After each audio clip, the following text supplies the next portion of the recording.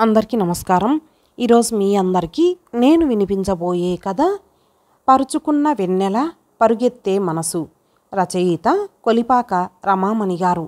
ఇక కథలోకి వెళితే, ఆకాశమంతా నల్ల మబ్బులు కమ్ముకున్నాయి. ఎప్పుడైనా వర్షం పడవచ్చు. సంధ్య మనసులో కూడా దిగులు ఆవరించింది. ఉదయం లేచిన దగ్గర నుంచి ఇంటి పనులలో మునిగిపోయినా మనసు ఎక్కడో ఆలోచిస్తోంది. ఆదివారం పిల్లలిద్దరికీ తలంటు పోసి తను తలంటుకుంది. తడియారని జుత్తు జారుముడి వేసుకొని ఇడ్లీలు చేసి పిల్లలిద్దరికీ పెట్టింది. నువ్వు తినలేదేమమ్మా అంది నీల. తింటాను అంది సంధ్య. కానీ తినలేదు. వంట మొదలుపెట్టింది. సన్నగా జల్లు ప్రారంభమైంది. వంటింటి కిటికీలోంచి లోపలికి పడుతోంది. అమ్మ, ఇవాళ అంకులు రారేమో, వర్షంలో ఎలా వస్తారు అంది నీల తిరిగి.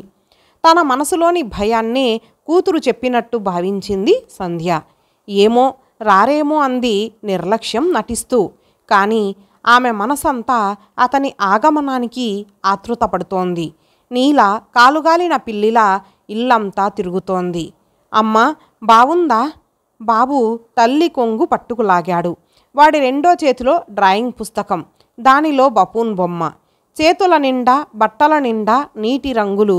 ఆ చేత్తోనే ముక్కు తుడుచుకున్నట్లున్నాడు. ముక్కు చివరంతా ఆకుపచ్చ రంగు. సంధ్య నవ్వింది. బాగుంది, నువ్వే బపూన్లా ఉన్నావు. పోయి ముఖం చేతులు కడుక్కో అంది. అంకుల్కి చూపిస్తా అమ్మా. అంకుల్ మనని ఇవాళ సర్కస్కి తీసుకువెళతారా? వాడి కళ్ళ నిండా ఆశ. అసలు అంకుల్ ఇవాళ వస్తారో రారో? ఎందుకు రారు? క్రిందట ఆదివారం చెప్పారుగా, ఇవాళ వచ్చి మన అందరినీ సర్కస్కి తీసుకువెళతానని.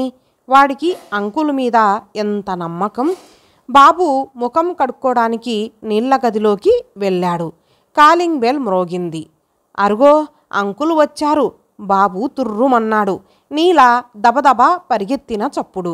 తలుపు తీసిన శబ్దం. హలో నీలా. హలో బాబు. శంకరు గొంతు. పిల్లలిద్దరి నవ్వులు. సంధ్య గుండె దడదడలాడింది. అయ్యో అంకుల్, మీరు పూర్తిగా తడిసిపోయారే, తువాలు తీసుకురానా? సంధ్య తువాలు తీసుకొని ముందు గదిలోకి వచ్చింది. శంకర్ పూర్తిగా తడిసిపోయాడు. తల మీద నుంచి నీళ్లు క్రిందికి కారుతున్నాయి. ఆమెకి కష్టంగా తోచింది.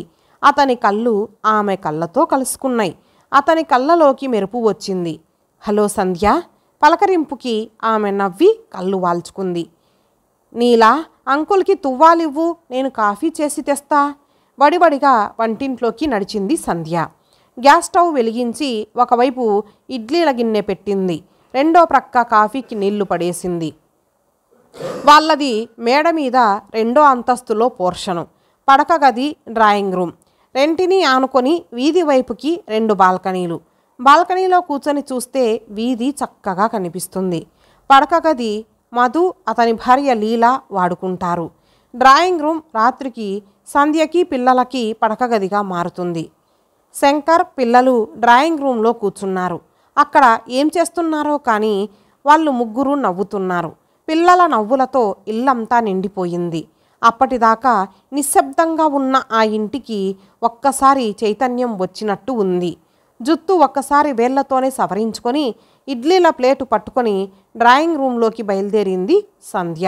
ఆమె కాళ్ళు తడబడ్డాయి. గదిలో ఒక్కసారి మాటలు ఆగిపోయాయి. పిల్లలిద్దరూ నవ్వును బిగబట్టుకున్నారు. ఆమె ఆశ్చర్యంగా అతని వైపు చూసింది. అతని కళ్ళలో కొంటెదనం. అమ్మ, అంకుల్ని చూడు. బాబు కిసుక్కున నవ్వాడు. నీల కిలకిలా నవ్వింది. సంధ్య గమనించలేదు. శంకర్ ప్యాంటు స్థానంలో సంధ్య చీరెను నాలుగుగా మడిచి లుంగీలా కట్టుకున్నాడు. పైన తువ్వాలు కప్పుకున్నాడు.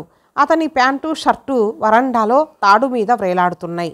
శంకరు రూపు చూసి సంధ్య నవ్వు అణచుకోలేకపోయింది. గట్టిగానే నవ్వింది. ఆ నవ్వుతో ఇంతవరకు ఉన్న సంకోచం పోయింది. అతను మాత్రం ఏం చేస్తాడు? మధు లుంగీలు కట్టడు. అతని పైజామాలు శంకర్కి సరిపోవు. శంకర్ మంచి పొడుగు. తీసుకోండి అంది ఇడ్లీల ప్లేటు బల్ల మీద పెడుతూ. Very good. వేడివేడి ఇడ్లీలను కొబ్బరి పచ్చడితో సంతోషంగా పళ్ళెం ముందుకు తీసుకొని తిన్నాడు. కొబ్బరి పచ్చడంటే అతనికి ఇష్టమని ఆమెకు తెలుసు. పిల్లలు, మీరు ఇడ్లీలు తెచ్చుకోండి. మేము ఇందాకే తినేశాం అంకుల్, అమ్మనే తినలేదు. తొందరగా మీ ప్లేటు తెచ్చుకోండి అన్నాడతను చెయ్యి వెనక్కి తీసుకొని సోఫాలో వెనక్కి వాలుతూ. ఊహు, మీరు తినండి, మీకు నేను కాఫీ కలిపి తీసుకువస్తా. సమాధానం కోసం ఆగకుండా వెనక్కి తిరిగిందామె. మీ అమ్మకి నేనంటే ఇష్టం లేదు చూసావా నీలా, నాతో కూర్చొని ఇడ్లీలు తినదట సన్నగా నవ్వాడు శంకరు. అమ్మకి మీరంటే చాలా ఇష్టం అంకుల్. నీకెలా తెలుసు కొంటెగా అడిగాడు. నీల తెల్ల మొహం వేసింది. అతను నవ్వేశాడు. పిల్లలిద్దరూ నవ్వారు. ఆ గది గుమ్మం దాటుతున్న సంధ్యకి వారి మాటలు వినబడ్డాయి. తాను ఎక్కడో హృదయ కుహరంలో గుప్తంగా దాచుకున్న మాటలు ఎవరో వెలికితీసి గట్టిగా చదివేసినట్లు ఆమె భయపడింది. నీల మీద పట్టరానంత కోపం వచ్చింది. సిగ్గుతో తిరిగి వంటిల్లు దాటి ముందరకి రాలేకపోయింది.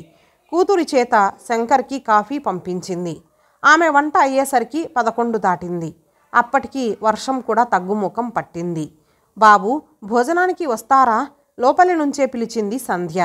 అంకుల్, మీరు రండి నీలా పిలుపు. ఇప్పుడే కదా నేను ఇడ్లీ తిన్నాను, మీరు తినండి. ఊహు, మీరు మాతో తినాలి అంకుల్, నీలా మారాం. పదండి, నేను మీతో డైనింగ్ టేబుల్ దగ్గర కూర్చుంటా.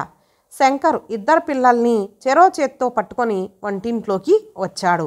వారి వంటిల్లు పెద్దదే. ఒకవైపు వంటకి, రెండో ప్రక్క భోజనాల బల్లకి సదుపాయంగా ఉంది. పిల్లలిద్దరూ భోజనాలకి కూర్చున్నారు.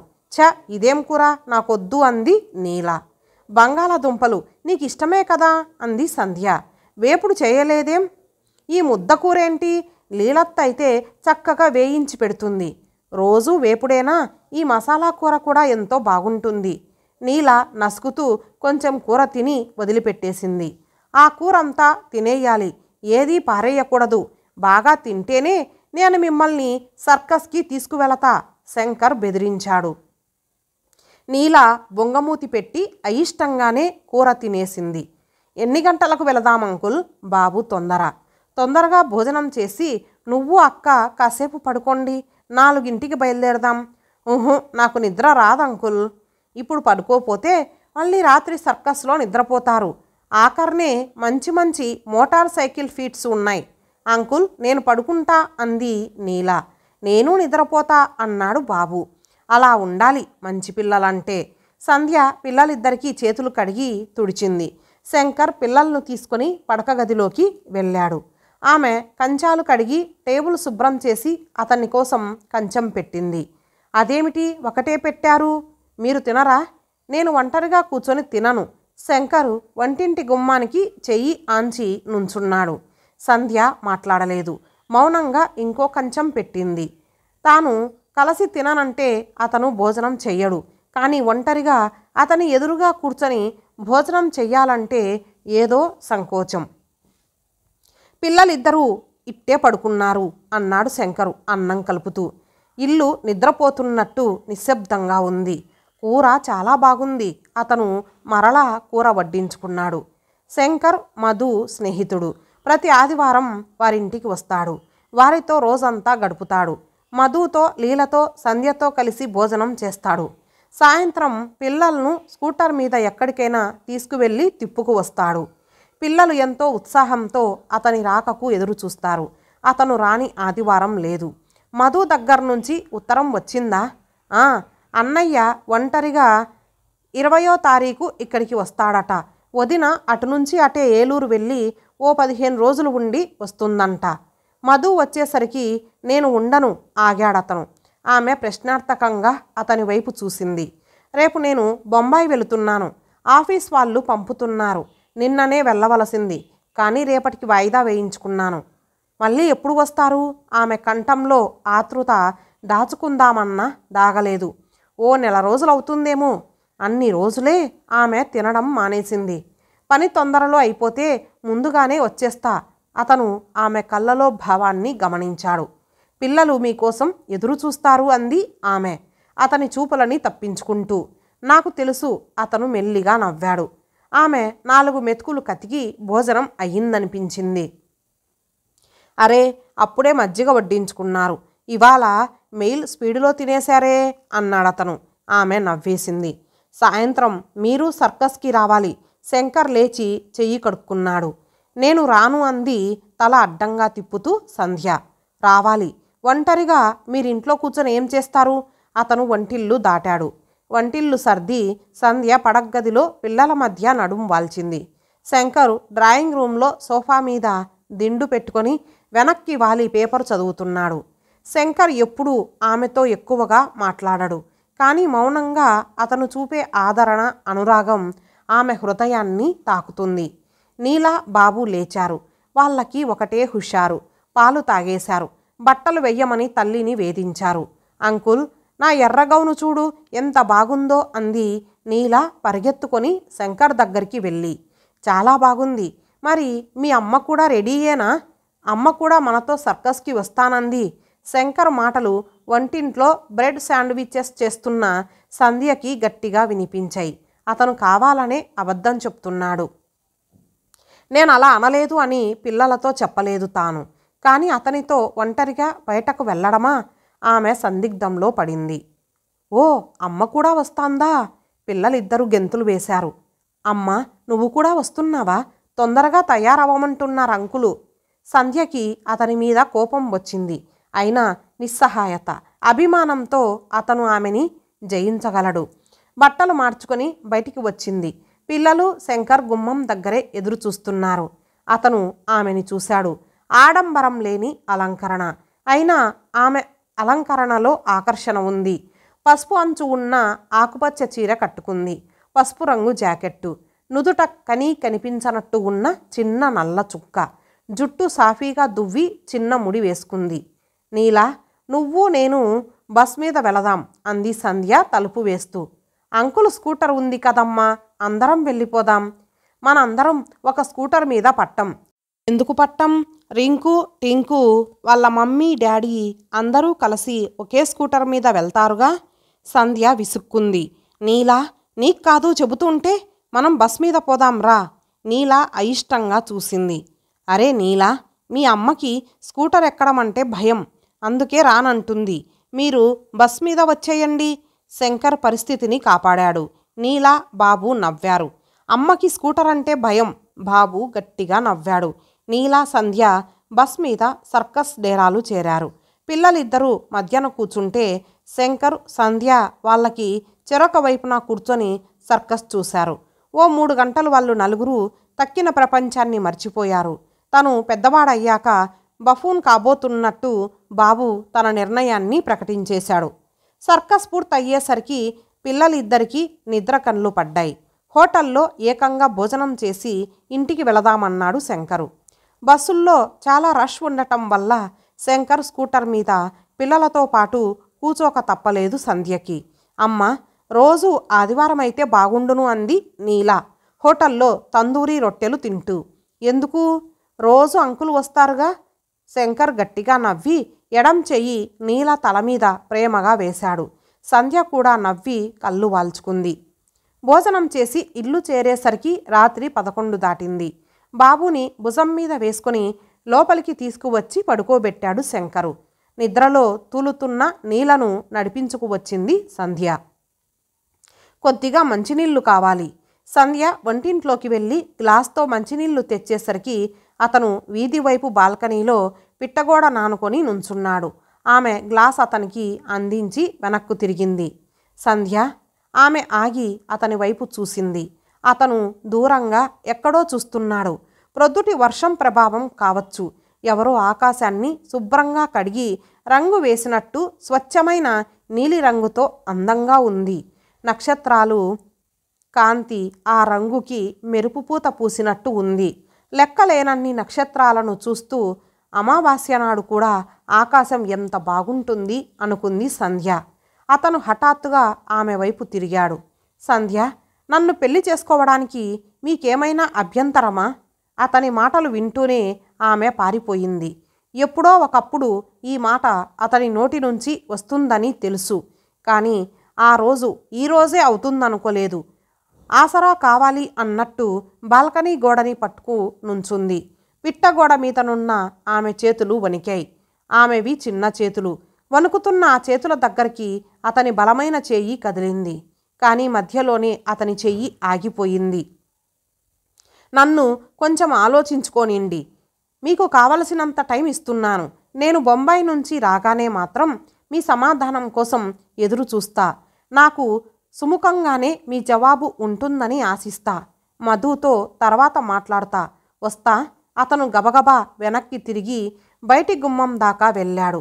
ఒక్క క్షణం ఆగి సంధ్య అని పిలిచి ఏదో చెప్పబోయాడు. ఆమె అతని వైపు తిరిగింది. అతని కళ్ళ నిండా ఆమె మీద ఆరాధన. అచ్చా, గుడ్ నైట్. ఉత్తరం రాస్తా, జవాబు రాస్తారుగా? రాస్తా అన్నట్టు ఆమె తల ఊగించింది.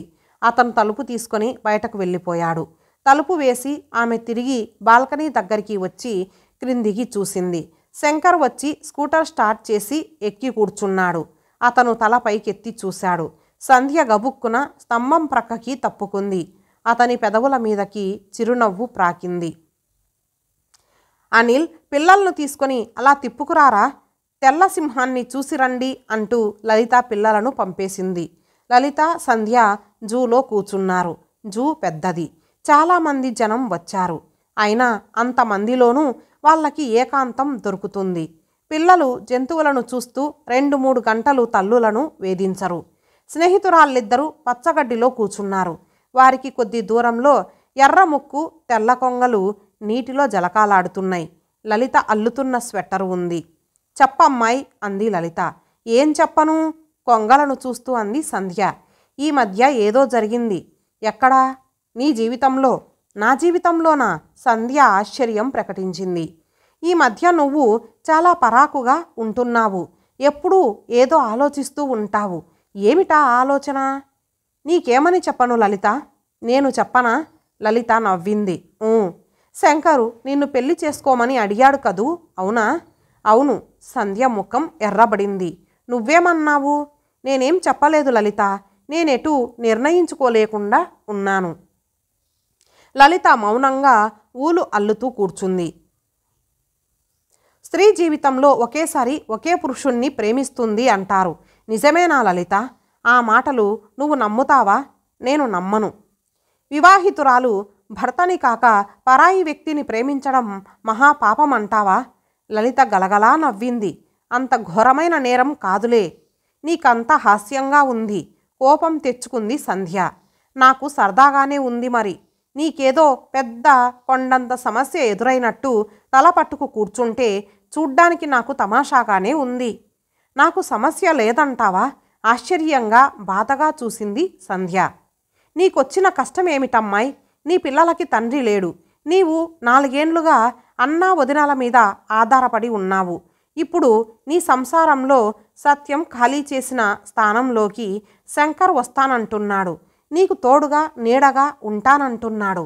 నీ పిల్లలకి తండ్రినవుతానంటున్నాడు. ఒంటరిగా భారంగా నడుస్తున్న నీకు అతను చేతులు అందిస్తానంటున్నాడు. ఆ బలమైన చేతులను అందుకోకుండా తటపటాయించడం నీ అవివేకం. ఎంత తేలిగ్గా చెప్పావు లలిత. నేను రాత్రిళ్ళు నిద్ర పట్టక ఎంత కుమిలిపోతున్నానో నీకేం తెలుసు? ఎందుకట? 2 పిల్లలతో మరలా పెళ్ళా? నాకేమిటో పాపం చేస్తున్నట్టు భయంగా ఉంటోంది. ఏం పాపం చేస్తున్నావు? సత్యానికి అన్యాయం చేస్తున్నట్టు అనిపిస్తుంది. సత్యానికి నువ్వెలా ద్రోహం చేస్తున్నావు సంధ్య? అతనికి 100 ఏళ్ళు నిండాయి. అతని దారి అతను చూసుకున్నాడు. ఒంటరిగా మిగిలిపోయింది నువ్వు. నీకిప్పుడు ఎన్నేళ్ళు? 28 కదూ. ఇంకా నీ నిండు జీవితం ఒడిదుడుకులు ముసలితనం ముందరే ఉన్నాయి. ఎన్నాళ్ళని మీ అన్నా వదినాల మీద ఆధారపడి ఉంటావు? మధు, లీలా మంచివారే అనుకో. కానీ వారి సంసారం పెద్దదిగా పెరిగి ఆర్థిక ఇబ్బందులు చికాకు పెడితే ఎవరి మనసు ఎలా మారుతుందో చెప్పలేం. నువ్వు ఈ చిన్న ఉద్యోగం చేస్తూ నీ కాళ్ళ మీద నువ్వు నిలబడగలవా? నీకు తోడు కావాలని ఉండదా? భార్య చనిపోయిన మగవాడు 2వ పెళ్లి చేసుకుంటే మనం తప్పుపడుతున్నామా? పైగా మంచి పని చేశాడు, ఒంటరిగా ఎన్నాళ్ళు ఉండగలడు అంటున్నాం.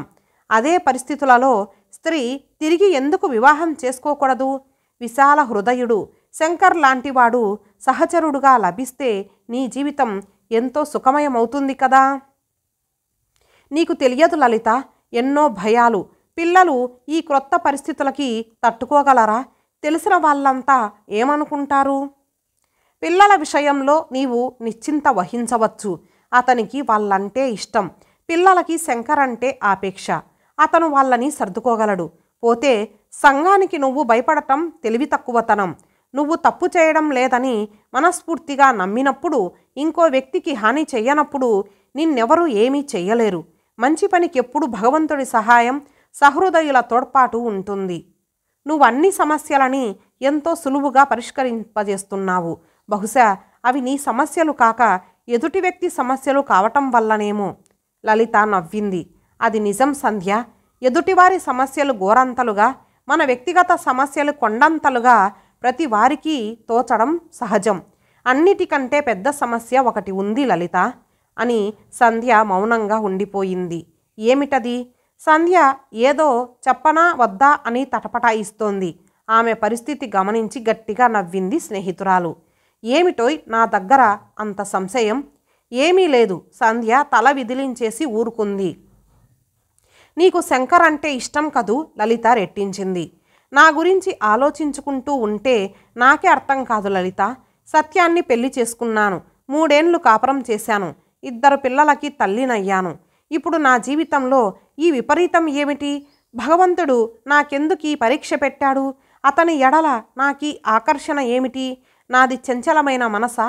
నా మనసు నేను చెప్పిన మాట వినదు. నా మీద నాకే కోపం వస్తుంది. వైరాగ్యంలో పడవలసిన నా మనసు రాగబంధం వైపు ఎందుకు పరిగెడుతోంది? నన్ను నేను సంభాళించుకోలేక, పరిస్థితులతో రాజీ పడలేక నలిగిపోతున్నాను. సంధ్య కళ్ళల్లో నీళ్లు నిండుకున్నాయి. పిచ్చిపిల్ల, బాధపడకు. స్త్రీకి భర్తే జీవితమని, అతని తోడిదే లోకమని, భర్తృవియోగమైతే అతని స్మృతులతో భార్య శేష జీవితాన్ని గడిపేయాలని ఇలాంటి పురాతన భావాలు మన రక్తంలో జీర్ణించుకుపోయాయి.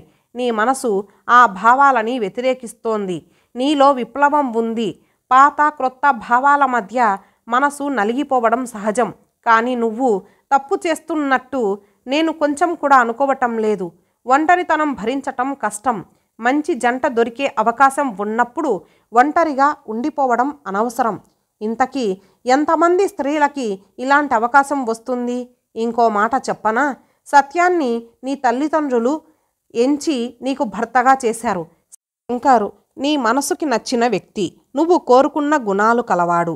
ఒకసారి కాపురం అలా మంటగలిశాక మళ్ళీ ఇంకో బంధం కల్పించుకోవాలంటే ఏదో తెలియని భయం లలిత. సంధ్య రుమాలుతో కళ్ళు తుడుచుకుంది. ఇల్లు కూలిపోయిందే అనుకో. అలా అని చెట్టు క్రింద ఎన్నాళ్ళు నిలబడతాం? స్తోమత ఉంటే ఇంకో ఇల్లు కట్టుకోవడానికి ప్రయత్నించమా? సంధ్య చేయి తన చేతిలోకి తీసుకొని నొక్కుతూ అంది లలిత. స్నేహితురాలి వాత్సల్యం ఆమెకి మనోనిబ్బరాన్నిచ్చింది. దూరంగా పిల్లలు రావడం కనిపించింది. తొందరలో శుభవార్త తెలియబరచు. అవివేకంగా అందిన అవకాశాన్ని జారవిడుచుకోకు. శంకర్ చాలా మంచివాడు అంటూ లేచింది లలిత. ఇంతటితో ఈ భాగం సమాప్తం. మరలా ఒక భాగంతో కలుద్దాం. అంతవరకు సెలవు. నమస్తే.